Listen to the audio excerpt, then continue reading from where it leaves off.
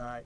Thank you for coming this afternoon. On behalf of the Cameron Police Department and Chief Adam Steffen, the Chetek Police Department and Chief Ron Ambrositis, we want to thank everyone for their support. Cameron Officer Hunter Scheel was 23 years old and served the Cameron Police Department for 1 year and also served 6 years in the Army National Guard. Chief Adam Steffen will have a brief statement. Thank you, Chris. First and foremost, I appreciate everyone being here.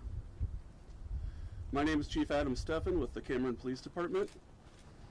The deaths of Officer Hunter Scheel and Officer Emily Breidenbach has been tragic to say the least.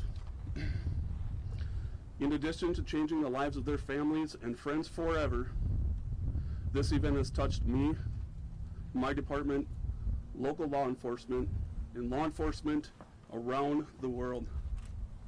It has also made a direct impact on our community. Through this unfortunate series of events, I understand the community is also grieving.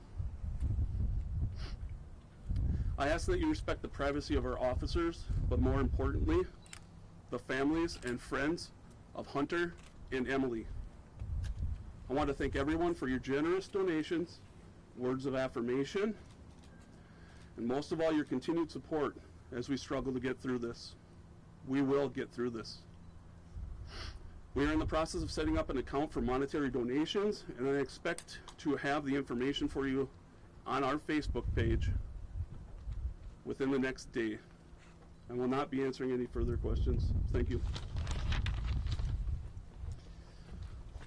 Emily Breidenbach was 32 years old and served the Chetek Police Department for 4 years and the Stoughton Police Department in Dane County for 9 months prior to coming to Chetek.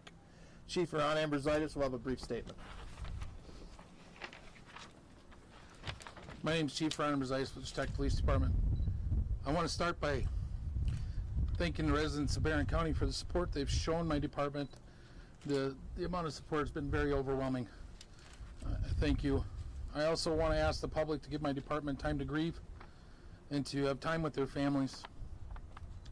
Chetek Department will be back, and we will pull through this, and we will be Emily strong.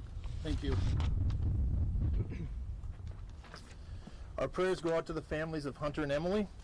Our thanks go out to everyone who stepped up and helped law enforcement for their support and prayers. From the blue ribbons, the blue lights, flowers, and hugs, we needed it. They need it. Our law enforcement community needed it. From the EMS, the fire, and the law enforcement support has been overwhelming. We couldn't do it with all of us working together. So we thank everyone for their support. DA Brian Wright will have a brief statement about how DCI handles this and where it goes from here.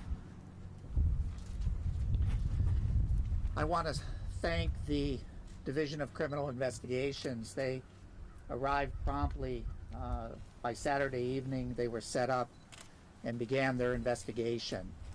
The DCI investigation is going to take approximately 30 days, at which point they will be sending a report to my office, and then the District Attorney's Office will be preparing a report that will be made public after my review of the investigative report. So I would anticipate that that's probably going to be about 30 to 45 days at most. I can tell you these are two outstanding officers, and they deserve nothing more than this report that's going to be coming from the DA's office being done in an expedited manner. I think that's the least that we can do for the families of both officers and certainly for the community as a whole.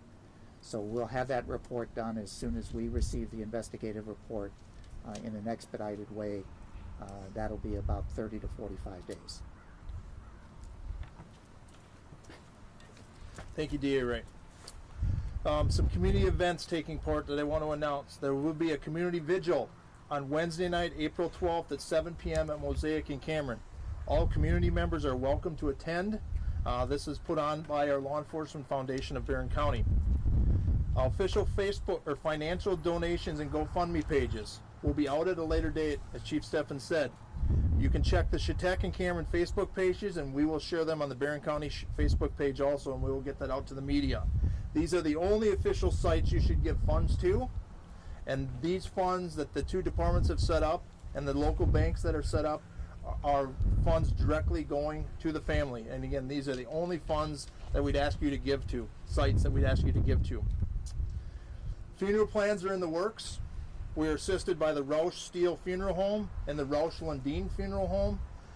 Those funeral arrangements we think will be set in stone late tonight, early tomorrow morning, and we will have an announcement sometime Tuesday afternoon with funeral arrangements.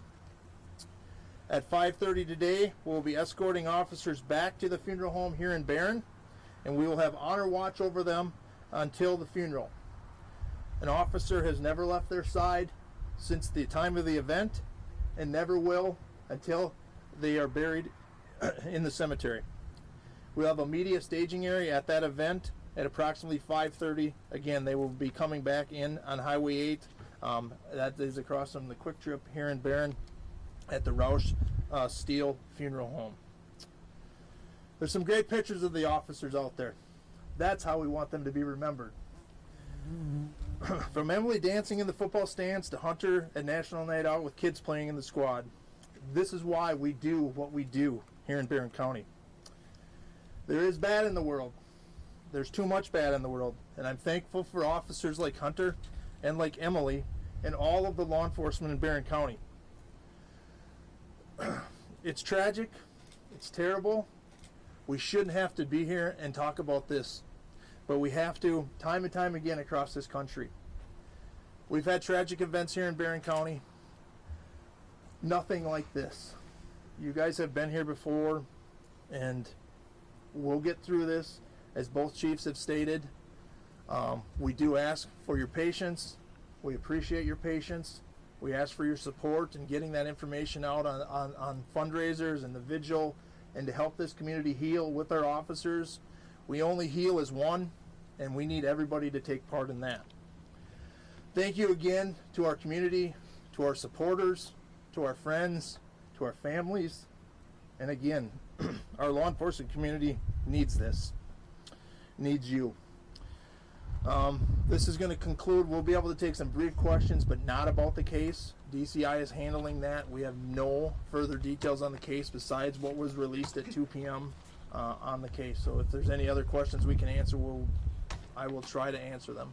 Sheriff Paul Bloom, Fox 9. Just wonder if you could elaborate a little bit on the tightness that we're talking. Obviously, two towns 10 miles apart. In the metro, that might be one thing, but out here, your sheriff deputies, I'm assuming the sheriff. I've seen you in a couple photos with them, so you knew them. How tight is this? How tight is this law enforcement? They're community? very small communities, very small departments. We work together as a team, as one.